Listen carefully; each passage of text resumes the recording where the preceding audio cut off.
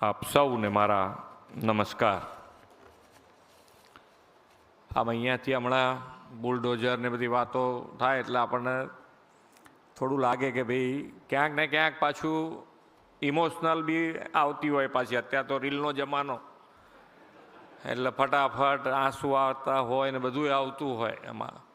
કારણ કે આમાં કેવું છે કે આપણે 10 દિવસ કે 15 દાડા બી ક્યાંક રહેવા ગયા હોય તો આપણને એમ થાય કે છોડવું ના હોય. ગમી ગયું હોય પછી છોડવાનું મન ના થાય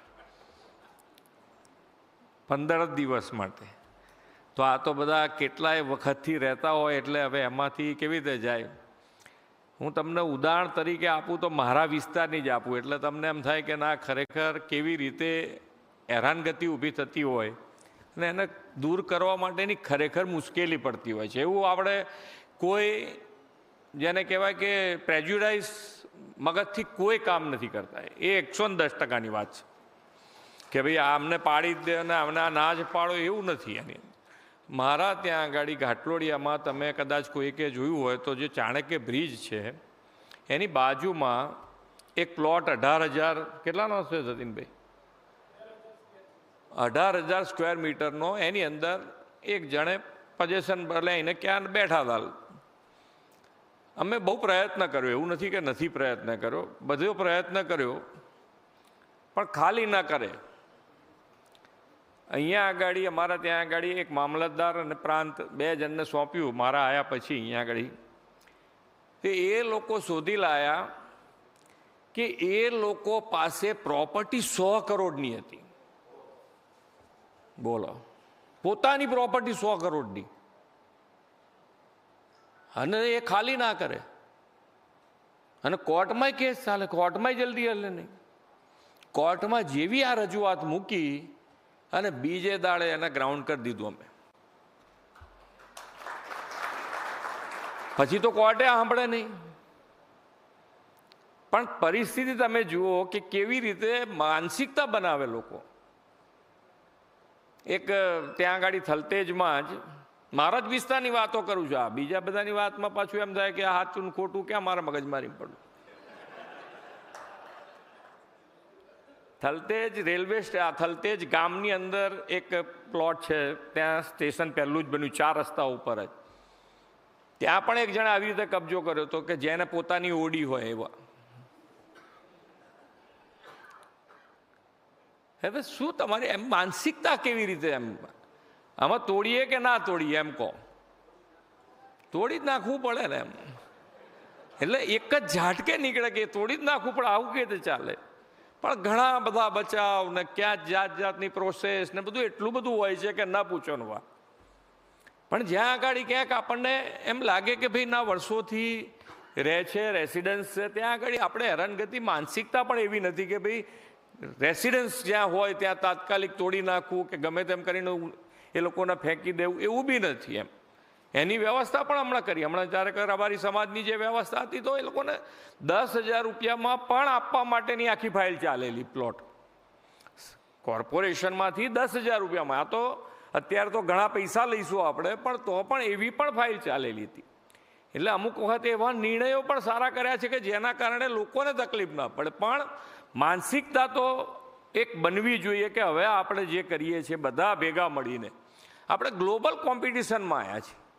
આ 10 વર્ષની કમ્પેરિઝન ઘણી વખત થતી હોય છે કે 10 વર્ષમાં એવું શું કરી નાખ્યું, ક્યાં થઈ ગયું, કેવી રીતે થઈ ગયું. પણ ભાઈ આમાં તમે કોઈ વસ્તુ હું અહીંયા આગળ આજે અહીંયા આગળ અત્યારે મૂવીમાં બતાડતા હતા આખું ગુજરાત, તો એક પણ પિક્ચર એવું નથી કે જે સાઇટ ઉપર નથી, જમીન ઉપર છે. જે વિકાસ અહીંયા નથી. ઘણી વખત શું કે આપણને બતાવે આ તો બધું બતાવવામાં તો કેટલું સરસ બતાવે, આપણને એમ લાગે કે આવું ખરેખર છે. પણ તમારે એની અંદર જે બતાડ્યું એ બધું સાઇટ ઉપર જોઈને જવાની છૂટ, બધું ત્યાં છે જમીન ઉપર.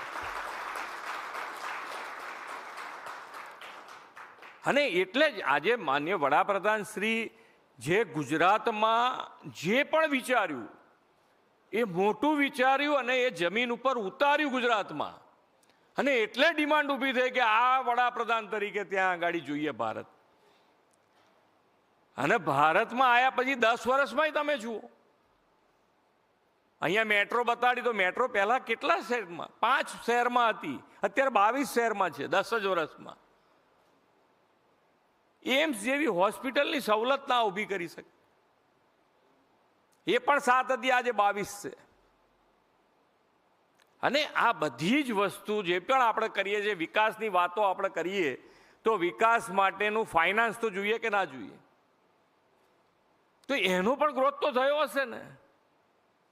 પણ હંમેશા આપણને શું કે દેવું વધ્યું, દેવું વધ્યું, દેવું વધ્યું એમ કરીને બીવડાયા કરે. પણ અહીંયા બેઠેલા બધા વેપારી છે, એ બધાને ખબર છે કે દેવાથી કોઈ ગભરાય એવા છે નહીં.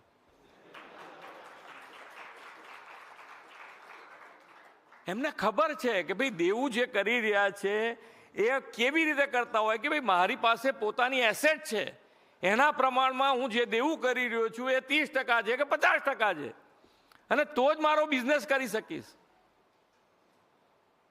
પણ કોઈ એવું વિચાર્યું બધું વેચી મારીનું કરી દઉં? તો લોન જ લીધી હોય એટલે દેવું બોલે. પણ ડેવલપમેન્ટ તો આ રીતે જ થાય. તમે કોઈ પણ એમ નહીં, ભારત દેશ સિવાયની પણ વાત કરો, જે તેમને અમેરિકાની વાત કરો, તમે એના જીડીપી જેટલું એનાથી ડબલ એનું દેવું છે.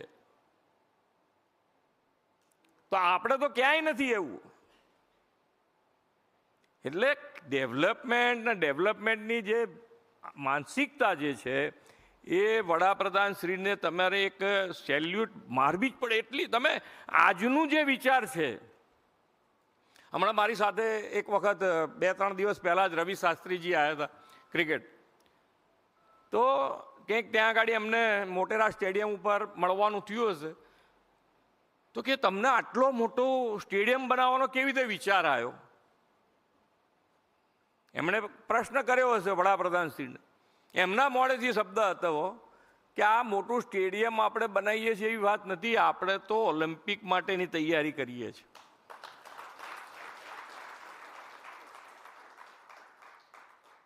હવે આપણને અત્યાર સુધી જુઓ તો જેને એવું બેઠા હોય પછી એણે એવું જ વિચાર્યું હોય કે મારે હવે બેસવું, કેટલા ટાઈમ બેસવું એ પ્રમાણે હું ચાલું. બેઠા હોય તારે એવું જ મગજમાં હોય ને કે ભાઈ આજે વડાપ્રધાન તરીકે બેઠો છું તો ભાઈ મારે કેટલું બેસવાનું છે એ પ્રમાણે ચાલુ. આજે તમે જુઓ તો આજે 2036, એ વખતે કોણ હશે કોણ નહીં એ કોને ખબર હશે?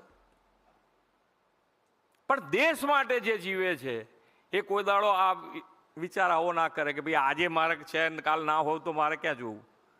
એ આવતા ભવિષ્યનું પણ વિચારે. આ કેચ ધ રેઇન પ્રોગ્રામ ચાલે છે અત્યારે. તો પાણી તો છે અત્યારે આપણી પાસે, પણ ભવિષ્યનું શું? ભવિષ્ય માટેનું આપણે પાણીનું પ્રોવિઝન અત્યારથી નહીં કરીએ તો પાછળ કેવી રીતે જશે? આપણે આપણી ભવિષ્યની પેઢીને શું આપીને જવા માંગીએ છીએ? તો એનો આજથી વિચાર કરે. આ કેચ ધ રેન અંતર્ગત જે પાણી, વરસાદનું પાણી જેટલું છે એટલું કેવી રીતે બચાવી શકાય એનો પ્રયત્ન કર્યો છે. દરેક જિલ્લે અમૃત સરોવર 75 બનાવ્યા છે. દરેક જિલ્લામાં, ગુજરાતમાં બની ગયા છે, દરેક જિલ્લામાં બનાવી દીધા છે. એટલે પાણી પડે તો ક્યાંય એનો પાણી સંગ્રહ થાય તો સંગ્રહ, ના સંગ્રહ થાય તો જમીનમાં ઉતરવું જોઈએ. એટલે જે તમે આજે જોઈ રહ્યા છો, આજનું ડેવલપમેન્ટ તો છે જ. આજે દુનિયા એમને ભારત સામું નથી જોઈ રહી. અને ઘણી વખતે કેવું થાય કે બહુ પ્રગતિ, જેણે કશું ના જોયું હોય ને એણે જોવાનું થાય ને બીજાને જોવાનું થાય તો એમને દાજે આવે ને ભાઈ. પછી ટેરિફે કોક દાડો આવે પછી. એ તો અત્યાર સુધી એમ જ કે આપણે જ બોસ હતા, હવે કોક બીજું બોસ બની ગયું, કરવું શું? ના, ઓસ્ટ્રેલિયાને કીધું છે, ઓસ્ટ્રેલિયાના વડાપ્રધાને કીધું છે મોદી ઇઝ ધ બોસ એમ. એટલે આમાં આપણે બધાએ તો ગર્વ લેવાની વાત છે. કાલે અહીંયા આગળ પેલા બધા ગુજરાતના ગાંધીજી અને સરદાર સાહેબે સ્વરાજ અપાવવામાં મોટી, ગુજરાતની ભૂમિકા બહુ મોટી રહી. બીજા બધા ઘણા હતા. એમ અત્યારે પણ ગુજરાત છે તો તમે એનો પણ તમે ગૌરવ લો ને ભાઈ. અત્યારે માન્ય નરેન્દ્રભાઈ ને અમિતભાઈ ગુજરાતના જ છે, ગૌરવ લો.